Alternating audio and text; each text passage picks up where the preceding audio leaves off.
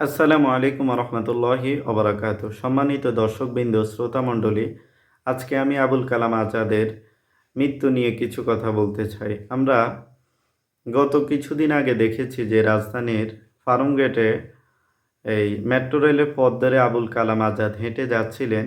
ঠিক তেমনই সময় মেট্রো রেলের বিয়ারিং প্যাড এসে খুলে পড়ে আবুল কালাম আজাদের গায়ে এবং সেখানে একটা জলজ্যান্ত মানুষ মারা গেলেন।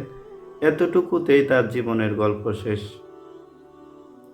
তো এখানে বিভিন্ন জন বিভিন্ন দিক নিয়ে কথা বলেছেন।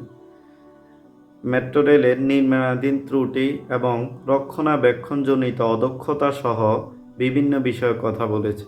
কিন্তু আমি একটা বিষয় কথা বলতে চাই যে দিন শেষে এই ধ্রুব সত্য কেউ অস্বীকার করতে পারবে না যে আবুল কালাম আজাদের মৃত্যু এভাবেই তাকদীরে লেখা ছিল। সে যখন সকালবেলা ঘর থেকে বের হয়েছিলেন, সে কি একবারও ভাবতে পেরেছিলেন যে এটাই তার জীবনের শেষ ঘর থেকে বিদায় নেওয়া? তার পরিবার যখন তাকে বিদায় দিচ্ছিলেন, তখন তারা কি কল্পনাতেও ভেবেছিলেন যে এটাই তাদের ইহজনমের শেষ বিদায়? আসলে আমরা কিছুই আগাম বলতে পারি না। আগামীকাল সকালে আমার সাথে কী ঘটতে যাচ্ছে, আগামী সপ্তাহে আমার পরিণতি কী হবে, আগামী মাসে আমি কোথায় থাকব, আগামী বছরের শেষ পরিণতি কী হবে, কিছুই আমরা বলতে পারি না। এজন্যই হজরত ওমর রাদিয়াল্লাহু তাআলা আনহু অনেক সুন্দর বলতেন যে যখন তুমি সকালে উপনীত হও তখন সন্ধ্যার অপেক্ষা করো না, আবার যখন সন্ধ্যায় উপনীত হও তখন সকালের আশা করিও না। আমরা আমাদের জীবনটা প্রতি মুহূর্তে অনিশ্চয়তায় ভরা। নিশ্চিত কেবল আমাদের মৃত্যুটাই, সেই মৃত্যুটা আমাদের গৌরবের হবে নাকি অপমানের, সেই ফিকিরটাই জীবনের লক্ষ্য উদ্দেশ্য হওয়া উচিত।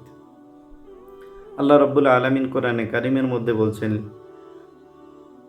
কুল্লু নাফসিন যায়কাতুল মাউত, প্রতিটা প্রাণী মৃত্যু স্বাদ আস্বাদন করতে হবে। ওয়া ইন্নামা তুওয়াফাউনা উজুরাকুম ইয়াউমাল কিয়ামা, আর কিয়ামতের দিন তোমাদেরকে তোমাদের কর্মফলের প্রতিদান পরিপূর্ণভাবে বুঝিয়ে দেওয়া হবে।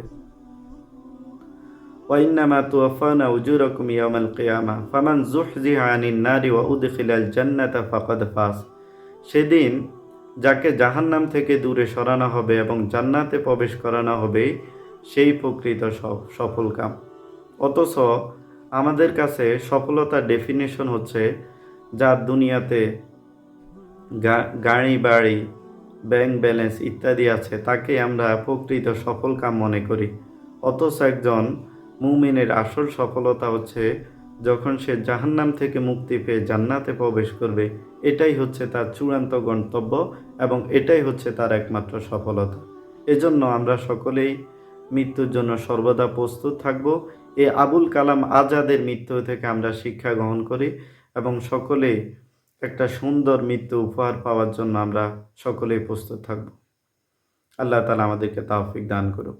আপনি যদি এই চ্যানেলে নতুন হয়ে থাকেন তাহলে চ্যানেলটিকে সাবস্ক্রাইব করে দিন প্রচারের স্বার্থে ভিডিওটি শেয়ার করে দিবেন।